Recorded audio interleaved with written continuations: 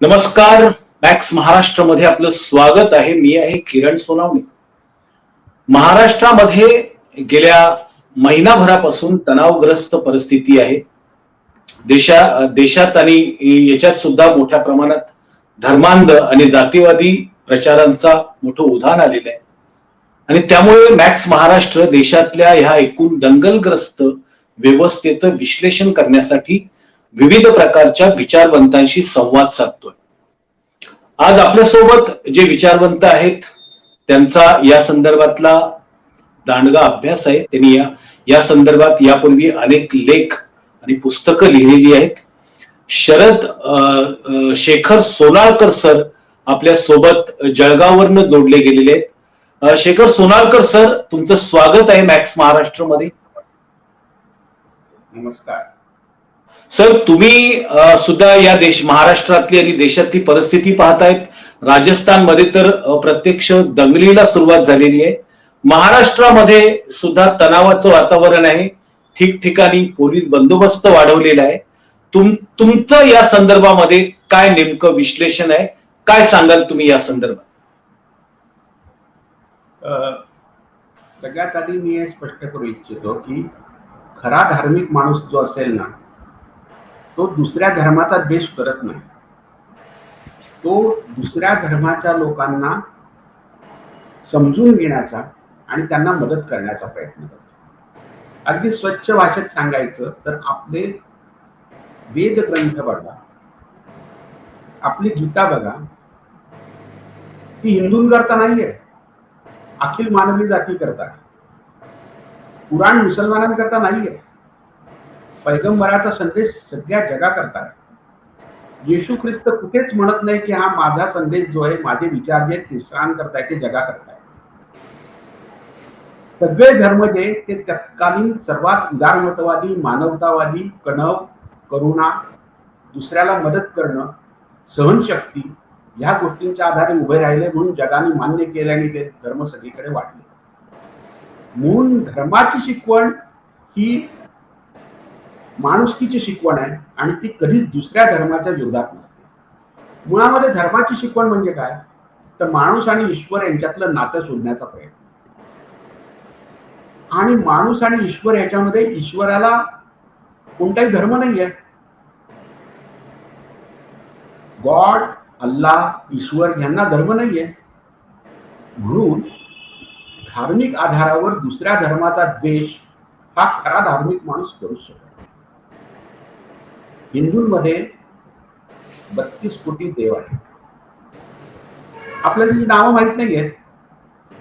एक देव अल्लाह असू शकतो आणि नमाज पढणं ही त्याची पूजा करण्याची पद्धती असू शकते. दुसरा गॉड असू शकतो आणि चर्चमध्ये जाऊन प्रार्थना करणं ही त्याची पद्धत असू शकते. दक्षिणेकडच्या मंदिरामध्ये ज्या पद्धतीची प्रार्थना होते मला काही समजत नाही. आपल्याकडे असं समजलं जातं की गणपतीची सरस्वती ही पत्नी आहे आणि कार्तिकेय हा त्याचा भाऊ आहे, त्याला तो अविवाहित आहे, ब्रह्मचारी आहे. दक्षिणेमध्ये उलट समजलं जातं, कार्तिकेयाच्या 2 पत्नी आणि गणपती हा ब्रह्मचारी समजला जातो. या सर्व संकल्पनांसहित, या आंतरविरोधासहित जो हिंदू धर्म आहे तो हिंदू धर्म आहे, तो खरा हिंदू धर्म आहे. आणि म्हणून यात काय चूक काय बरोबर आहे ठरवण्याचा प्रश्नच येत नाही. खरा धार्मिक माणूस हा दुसऱ्या धर्माचा द्वेष करूच शकत नाही. जर त्याला प्रार्थना ही गोड वाटत असेल आणि त्याच्याने त्याला आत्मिक समाधान मिळत असेल तर मनापासून कोणीतरी केलेली गॉडची, अल्लाची प्रार्थना सुद्धा त्याला तितकीच समाधान देणारी वाटू शकेल. म्हणून तुम्ही सगळ्या शास्त्रीय गायकांचं बघा, ते अल्लाचंही गीत गातात आणि ते विष्णूचंही गीत गातात, ते सरस्वती मातेचंही गीत गातात. म्हणून धर्म हा माणसाला विवेक शिकवतो, धर्म हा माणसाला माणुसकी शिकवतो, दुसऱ्यावर प्रेम करायला शिकवतो. आणि म्हणून खरा धार्मिक माणूस हा कधीही दुसऱ्याचा द्वेष करू शकत नाही. आज महाराष्ट्रामध्ये जे चालू आहे ते द्वेषाचं राजकारण सुरू आहे. अगदी स्पष्ट शब्दात सांगायचं ना तर माणसाला धर्माची गरज आहे, माणसाला देवाची गरज आहे. धर्माला माणसाची गरज नाहीये, धर्माला कोणाच्याच संरक्षणाची गरज नाहीये. माणसाची मानसिक गरज धर्म आहे. आणि धर्माच्या नावाखाली जे संघटन उभं राहतं ते संघटन राजकारण आहे. धर्माच्या नावाखाली उभं राहणारे चर्च, धर्माच्या नावाखाली उभे राहणारे मौला मौलवी, धर्माच्या नावाखाली उभे राहणारे शंकराचार्य, विश्व हिंदू परिषद, हिंदू महासभा, जे काय प्रकरण आहे हे सगळं राजकारण आहे. हा धर्म नाहीये.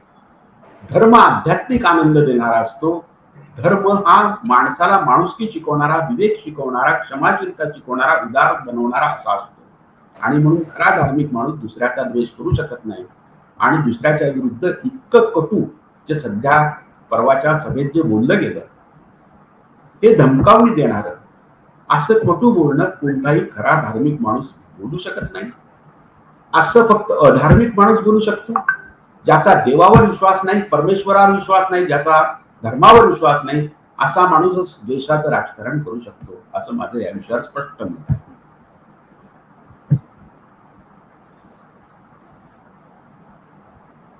तुम्ही जो दंगलींचा आणि याचा तो अभ्यास केलेला आहे त्या अनुषंगाने आत्ताच्या परिस्थितीचं आकलन तुम्ही कसं कराल? दंगली घडून येण्यासाठी ही अशी काय परिस्थिती असते? वास्तविकता धर्म असो, जात असो, दंगलीला काय धर्माचीच गरज असते असं नाही. कुठलंही कारण चालतं. धर्माची आपण किती, जो मनुष्य धार्मिक असतो त्याला माहिती असतं धर्म सगळ्यांसाठी आहे, मानवता शिकवतो, शांतता शिकवतो.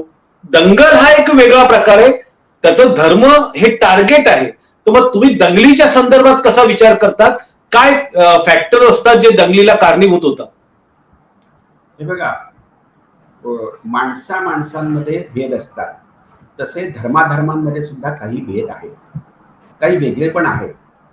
उदाहरणार्थ हिंदू हात जोडून प्रार्थना करतो, मुसलमान हात फैलवून दुआ मागतात, आणि ख्रिश्चन लोक हृदयाशी क्रॉस करून परमेश्वराची करुणा त्यांना हवी असते. आता ह्याच्याकडे तुम्ही कसं बघणार आहात? मला असं वाटतं हे सगळे प्रकार योग्य आहेत आणि सगळे प्रकार मला मान्य आहेत आणि मी सगळे प्रकार करायला तयार आहे. मी हात पसरून सुद्धा दुआ मागायला तयार आहे, नमस्कारही करायला तयार आहे आणि क्रॉस, हृदयाजवळ क्रॉस सुद्धा करायला तयार आहे. आणि मला याच्यात कुठेही आपण हिंदू धर्माशी गद्दारी करतोय असं वाटत नाही. मला असं वाटतं की ह्या वेगळेपणाकडे तुम्ही शत्रुत्वाच्या भूमिकेतून पाहायला लोकांना शिकवायला लागले की हे सगळे प्रश्न निर्माण होतात. मुळात एखादा माणूस वेगळ्या पद्धतीने काही करतो, त्याला शत्रुत्वाचं का मानायचं आपण? म्हणजे अगदी साधारण उदाहरण द्यायचं झालं तर मुलींनी जीन पॅन्ट घालावी, स्कर्ट घालावा, पंजाबी ड्रेस घालावी का साडी घालावी, काय बरोबर आहे काय चूक आहे? त्याच्यामध्ये बरोबर आणि चूकचा काही प्रश्न नाही, जे सोयीस्कर आहे ते करावं. गहू खावे, तांदूळ खावे, बाजरी खावी का ज्वारी खावी, काय योग्य आहे काय बरोबर आहे, काय चूक आहे काय बरोबर आहे, हा प्रश्नच येत नाही. ज्याला जे आवडतं त्याने करावं. तसंच ईश्वराची प्रार्थना करण्याच्या अनेक पद्धती आहेत, ज्याला जी पद्धत योग्य वाटेल ती त्यांनी करावी. असं असताना काही लोक ह्या वेगळेपणाला शत्रुत्वाची भूमिका घेतात. बघा ते असं करतात, बघा ते तसं करतात, बघा ते मुद्दाम मोठ्याने भोंगा लावतात, बघा ते आपण पूर्वेकडे तोंड करून प्रार्थना करतो, बघा ते मुद्दाम पश्चिमेकडे तोंड करून प्रार्थना करतो. आपण तवा सुलट ठेवतो, ते तवा उलट ठेवतात. बघा किती फरक आहे. अशा पद्धतीने ते माणसांमध्ये भेद निर्माण करण्याचा, माणसांमध्ये अंतर निर्माण करण्याचा प्रयत्न करतात. आणि ह्या सगळ्या प्रयत्नातून होतं असं की माणसं दुसऱ्याकडे शत्रू म्हणून पाहायला लागतात. ह्या ज्या सगळ्या शक्ती आहेत ज्यांना द्वेषाच्या आधारावर राजकारण करायचं आहे, या सगळ्या द्वेषाच्या आधारावर करणारे लोक आपण आणि ते अशा प्रकारचं विभाजन करत असतात. ते दुसऱ्याला शत्रुस्थानी लेखत असतात आणि अशा पद्धतीने ते दुसऱ्याला शत्रू लेखून माणसांच्या मनात त्यांच्याबद्दल शत्रुत्व निर्माण करून हॅलो हा बोला ना. हा, ते माणसाच्या अशी भावना निर्माण करून काहीतरी कारण काढून शत्रुत्व निर्माण करतात. तशी कारणं त्यांना मिळतात, तशी कारणं समाजामध्ये आहेतच. कारण समाजामध्ये माणसा माणसांमध्ये अंतर आहेच, माणसा माणसांमध्ये भेद आहेच. आणि हे भेद जे असतात, ह्या भेदांकडे आपण कसं बघतोय ह्याच्यावर सगळं अवलंबून आहे. दंगली होतात त्यावेळेला काय होतं, कोणाची तरी माती भडकवली जातात आणि भडकवलेल्या माथ्यांनी ती माणसं दुसऱ्याला शत्रू समजून त्याच्यावरती आक्रमण करतात, त्याच्यावरती हल्ला करतात आणि त्याच्यावरती हल्ला करून ते दंगलीला सुरुवात करतात. आणि दंगल झाली की माणसं विवेक विसरतात आणि माणसं ही संपूर्णपणे द्वेषाच्या, रागाच्या भरामध्ये कृती करतात. आणि मग अशा कृतीला प्रतिक्रिया म्हणून दंगल वाढत जाते. एक लक्षात ठेवा, कोणताही एक धर्म जर संकुचित झाला आणि द्वेषाच्या आधारे विचार करायला लागला तर त्याची प्रतिक्रिया म्हणून दुसरा धर्म हा सुद्धा द्वेषाच्या आधारावर विचार करायला लागू शकतो. फंडामेंटलिझम जगात सगळीकडे तुम्हाला दिसेल, युरोपमध्ये सुद्धा फंडामेंटलिझम वाढतोच आहे. सोनाळकर सर, वाढतोच आहे. सोनाळकर सर, हा हा बोला. प्रश्न असा आहे की आत्ताची महाराष्ट्रातली परिस्थिती आहे, तुम्ही जे विश्लेषण करता आहेत धर्माच्या संदर्भात असेल, मग ते एकमेकांच्या भेदांच्या संदर्भात असेल, हिंदू मुसलमान जैन शीख किंवा ख्रिश्चन, हा मुद्दा इतर वेळी तर गेली हजारो वर्ष हे सर्व एकत्रित आलेल्या, एकत्र राहत आले, एकत्र खातपीत आलेत, व्यवसाय करत आले. पण मग नेमकी अशी परिस्थिती, तुम्ही जो काही अयोध्येच्या संदर्भातल्या नंतर उद्भवलेल्या दंगलींचा किंवा अभ्यास केला, तर आत्ताची परिस्थिती महाराष्ट्रामध्ये आहे, त्याला जर समजा रोखायचं असेल, दंगली जर होऊ द्यायचं नसेल, तर लोकांनी, सरकारनी किंवा तरुणांनी काय केलं पाहिजे? हे बघा, मला काय वाटतं की हा जो प्रश्न आता लाऊडस्पीकरचा निर्माण केलेला आहे, हा प्रश्न खरा आहे का? तर मला असं वाटतं हा प्रश्न खरा आहे. म्हणजे असं की हा प्रश्न ध्वनी प्रदूषणाचा आहे आणि म्हणून सर्वोच्च न्यायालयाने भूमिका घेतलेली आहे की रात्री 10 ते सकाळी 6 लाऊडस्पीकरचा वापर करायचा नाही. आणि लाऊडस्पीकर लावायचा असेल तर त्याचा व्हॉल्यूम किती ठेवायचा हे सुप्रीम कोर्टाने सांगितलेलं आहे. आणि या काही गोष्टी ठरवण्याचा अधिकार त्यांनी पोलिसांना दिलेला आहे. मुद्दा ध्वनी प्रदूषणाचा आहे. हे ध्वनी प्रदूषण अजानानेच होतं का? ते आरतीने पण होतं. पहाटेला काकड आरती असते, अगदी पहाटे पहाटेला, त्याच्याने होतं. रात्रभर जागरण असतं, त्याच्याने होतं. या सगळ्या संदर्भामध्ये आपल्याला विचार करायला हवा. जर ध्वनी प्रदूषण, मला स्वतःचा माझा अनुभव असा आहे की मी विद्यार्थी असताना जेव्हा अभ्यास करत होतो तेव्हा रात्रीच्या वेळेला समोर 25 माणसं बसलेली नसायची, पण प्रचंड मोठा लाऊडस्पीकर आमच्या घरासमोरच्या मंदिरात लावलेला असायचा. मी काही नाही, मी स्वतःला ऍडजस्ट करून घेतलं आणि रात्री अभ्यास करायचा आणि सकाळी अभ्यास करणं सुरू करून दिलं, रात्री झोपायला लागलो. हा एक तर परिस्थितीशी जुळवून घेण्याचा, दुसऱ्याला समजून घेण्याचा मुद्दा आहे. किंवा जर लाऊडस्पीकर नकोच असेल तर सर्व प्रकारच्या ध्वनी प्रदूषणाबद्दल समाजाने एकत्र बसून विचार विनिमय केला पाहिजे. अजान बंद करायचं असेल तर आरतीचं काय करायचं, काकड आरतीचं काय करायचं, रात्रभर चालणाऱ्या जागरणाचं काय करायचं, तिथे लाऊडस्पीकर लावायचे का, याचा विचार आपल्याला करावा लागेल.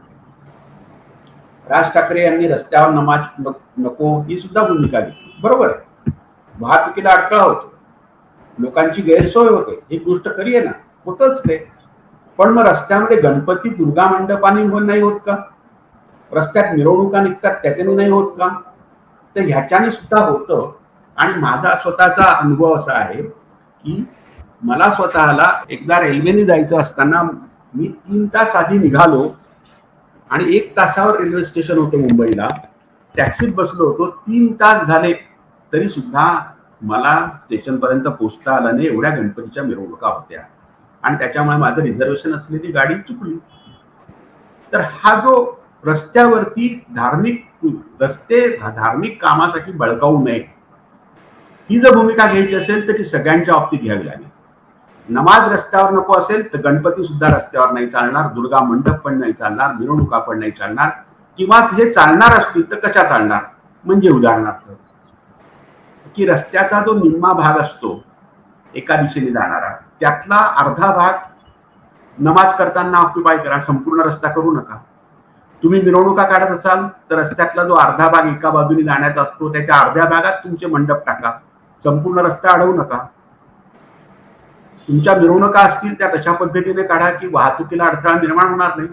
अशा प्रकारचा काहीतरी मध्यम मार्ग हा काढावा लागेल, आणि हा काढल्याशिवाय या प्रश्नावरती उत्तर मिळणार नाही. एकतर्फी विचार हा करता कामा नये.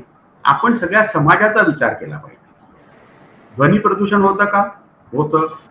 वाहतुकीला अडथळा होतो का? होतो. पण मग याच्यावर काय करायचं?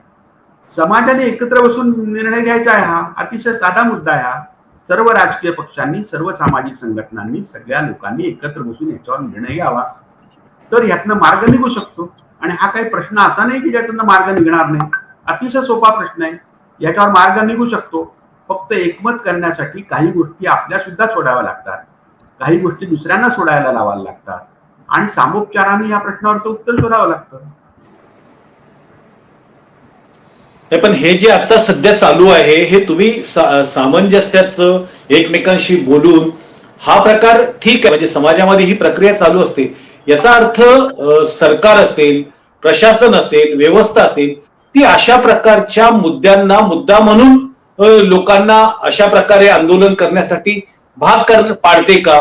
की वास्तविकता जर सुप्रीम कोर्टाने निर्णय दिला असेल तर त्या प्रत्येक राज्यातल्या सरकारने, तिथल्या प्रशासनाने त्याच्यावरती ताबडतोब कारवाई करायला हवी होती.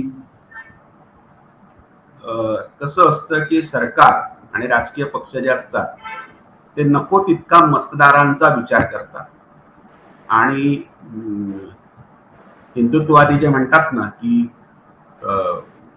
तुष्टीकरण, तर मला असं वाटतं सर्वच राजकीय पक्ष याच्यावर, या देशातले राजकीय पक्ष हे सर्व धर्मियांचं तुष्टीकरण करत असतात.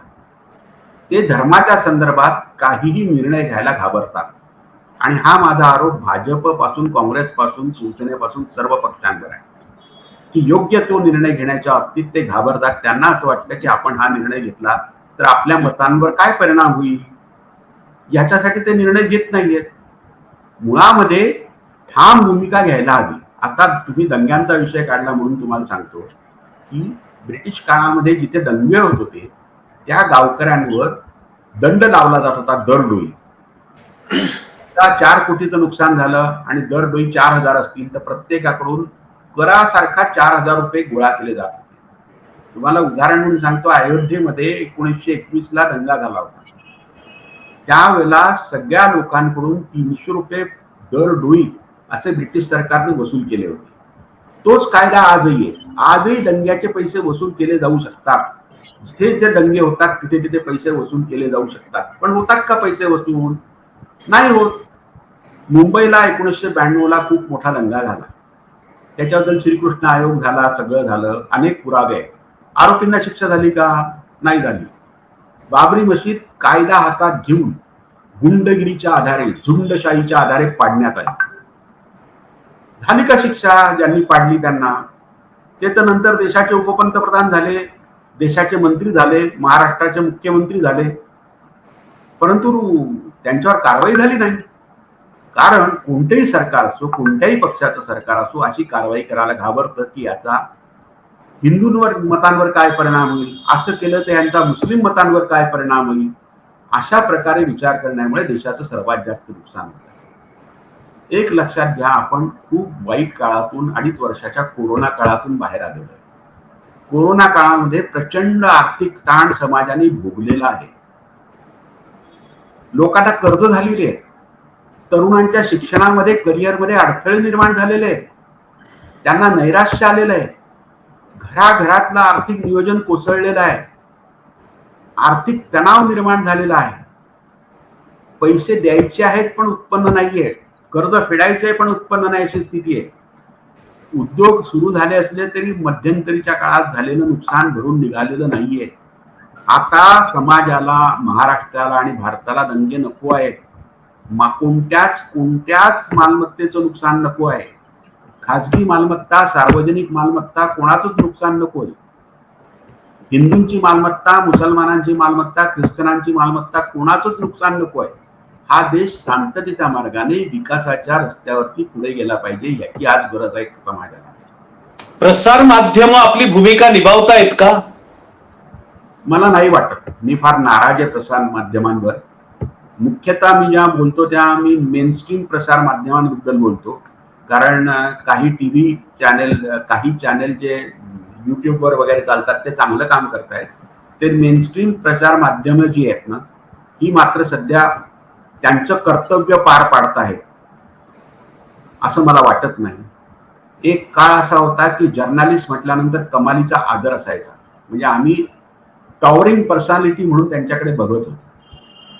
म्हणजे ही परंपरा तळवलकरांची होती की तळवलकरांच्या केबिनमध्ये जाताना माणसाच्या मनावर टेन्शन यायचं. महाजनी होते, गाभं कर्णिक होते, कुमार केतकरांपर्यंत होते. परंतु आताच्या संपादकांची नावं सुद्धा माहीत नसतात आणि जराही पाठीचा कणा नसलेले लोक संपादक होतात. त्या काळामध्ये वर्तमानपत्र आणि मीडिया हा संपादकांच्या नावाने ओळखला जात होता. आज मालकांच्या नावाने ओळखला जातो. जे काय आहे मीडियातलं संपूर्ण नैतिक धैर्य, बौद्धिक ताकद ही संपलेली आहे आणि ते अतिशय तडजोडी करायला लागलेले आणि खोटं बोलायला लागलेले आणि ते समाजाचा जराही विचार न करता काम करणारे आहेत. ह्या आधीचे जे संपादक होते, ह्या आधीचे जे पत्रकार होते, ते किती समाजाचा विचार करायचे, किती बारकाईचा विचार करायचे. माझा गोविंदराव तळवलकरांशी संबंध आला, माझा अनंतराव भालेरावांशी संबंध आला. त्यांच्याशी बोलताना प्रचंड बौद्धिक आनंद व्हायचा आणि आपलं मन विशाल होतंय असं वाटायचं. म्हणजे असं वाटायचं की आपले विचार आणखी यांच्याशी बोलल्यामुळे आपल्या विचारांची विशालता वाढलेली आहे. यांनी आपल्याला किती वेगळ्या वेगळ्या गोष्टी समजून सांगितल्या ज्या आपल्या लक्षात आल्या नव्हत्या असं वाटायचं. आताचा मीडिया मला तसा दिसत नाही. माफ करा, मी नाराज आहे फार मीडियाच्या. ओके. उपाय म्हणून आता तुम्ही काय सुचवाल? तरुणांनी कशा पद्धतीने याकडे पाहावं, परिस्थितीकडे? तरुणांना मी एवढंच सांगेन की संत ज्ञानेश्वरांनी पसायदान मागितलेलं आहे. काय मागितलं पसायदान? जे खळांची व्यंकटी सांडो, तया सत्कर्मी रती वाढो, भूता परस्परे जडो मैत्र जीवाचे. ते मैत्र जीवाचे हिंदूंचे नाही म्हणत आहे, सगळ्या जीवाचे, म्हणजे माणसाचे नाही, जैविक सृष्टीचे. दुरितांचे तिमिर दाव, विश्व स्वधर्मे सूर्य पाहो, जो जे वांची लते तो लाहो, प्राणी जात.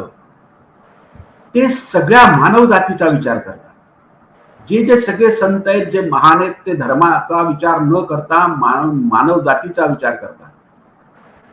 गाडगे महाराज, तुकडोजी महाराज, संत तुकाराम हे सगळ्या मानव जातीसाठी बोलतात. ते केवळ हिंदूंसाठी नाही बोलत, ते केवळ त्यांच्या धर्माच्या माणसांसाठी नाही बोलत. हा जो विचार आहे, हा विचार खरा धर्माचा विचार आहे. हा तरुणांनी अंगीकारला पाहिजे. साने गुरुजी म्हणतात, खरा तो एकची धर्म जगाला प्रेम अर्पावे.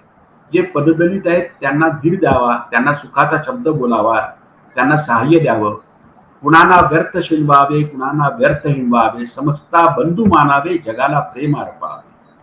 प्रभूची लेकरे सारी, तयाला सर्व ही प्यारी, कुणाला तुच्छ लेखावे, जगाला प्रेम अर्पावे. असे हे सार सद्धर्माचे, असे हे सार सत्याचे, प्रार्थी प्राणही द्यावा, जगाला प्रेम अर्पावे. जयाला धर्म तो प्यारा, तयाला देव तो प्यारा, त्याने प्रेममय व्हावे, जगाला प्रेम अर्पावे. मला असं वाटतं ही खरी धार्मिक शिकवण जी आहे, ही साधू संतांची जी शिकवण आहे, हा आपला खरा धर्म आहे. हा हिंदूंचा धर्म आहे, हा मुसलमानांचा धर्म आहे, हा ख्रिश्चनांचा धर्म आहे. आपल्याला धर्माच्या नावाखाली चिथावणार आहे, आपल्याला धर्माच्या नावाखाली दुसऱ्याबद्दल द्वेष निर्माण करणार आहे, दुसऱ्याचं नुकसान करावं, दुसऱ्यावर हल्ला करावा म्हणून चिथावणी देणारे जे आहेत, ते धर्मामध्ये जी सैतानाची संकल्पना आहे, जी राक्षसाची संकल्पना आहे, त्या माणसांच्या शरीरामध्ये तात्पुरता तो सैतान आणि राक्षस शिरलेला आहे आणि ते म्हणून माणसामध्ये ते अशा प्रकारचा द्वेष निर्माण करतायत, हे लक्षात घेऊन आपण ह्याला प्रेमाने जिंकलं पाहिजे, जगाला प्रेमाने जिंकलं पाहिजे आणि आपण ईश्वराशी असलेलं आपलं जे नातं आहे, जे आपल्याला धर्माने खरं शिकवलेलं आहे, जे प्रेममय नातं आहे, हे नातं आपण टिकवलं पाहिजे. मला तरुणांना एवढंच सांगायचं आहे की आपली खरी वृत्ती काय आहे, द्वेषाची वृत्ती आहे का प्रेमाची वृत्ती आहे.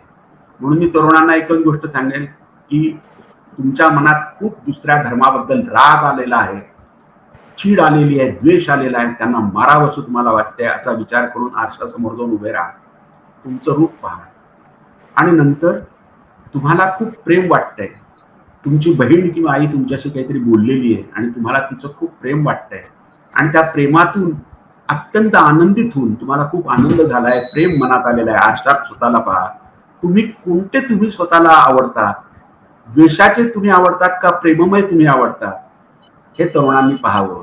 आणि मग तरुणांच्या लक्षात येईल की ते जेव्हा प्रेममय असतात, ते जेव्हा आनंदी असतात, ते जेव्हा दुसऱ्याला मदत करणारे असतात, त्यावेळेला ते खूप छान असतात, ते खूप छान दिसतात आणि ते सगळ्यांना आवडतात. आणि सगळ्यांनी तसं व्हावं, ही धर्माची शिकवण आहे आणि ही शिकवण आपण सगळ्यांनी अंगीकारली तर आपलंही भलं आहे, समाजाचंही भलं आहे, देशाचंही भलं आहे आणि जगाचंही भलं आहे. एवढंच तरुणांनी लक्षात ठेवावं आणि सगळ्या जगावर प्रेम करून द्वेष सोडून माणुसकीच्या आधारे पुढे जावं, असं मी नम्रपणे विनंती करू इच्छितो.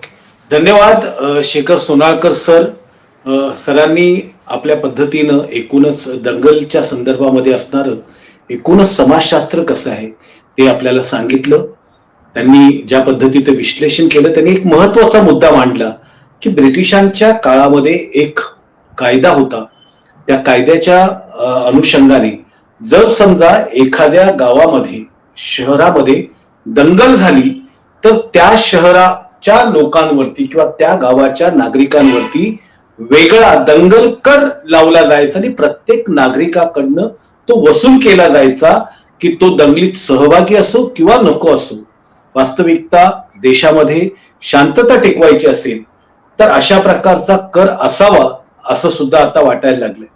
दुसरी महत्वाची गोष्ट अशी की धर्म सगळेच चांगले असतात, धर्माच्या शिकवणी चांगल्या असतात, त्यामुळेच संपूर्ण मानव जातीमध्ये त्याचा स्वीकार होत असतो असं सरांनी सांगितलं.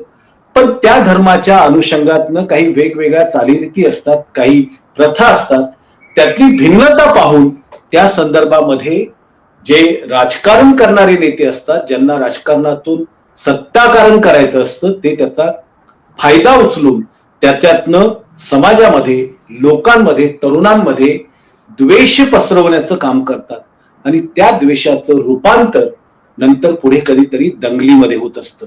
आपण अशा असणाऱ्या द्वेषाचे कुठे पीडित आहोत का? आपल्याला अशा कुठल्या द्वेषाच्या रोगाची लागण झाली आहे का? हा प्रश्न आपण प्रत्येकानं स्वतःला विचारला पाहिजे.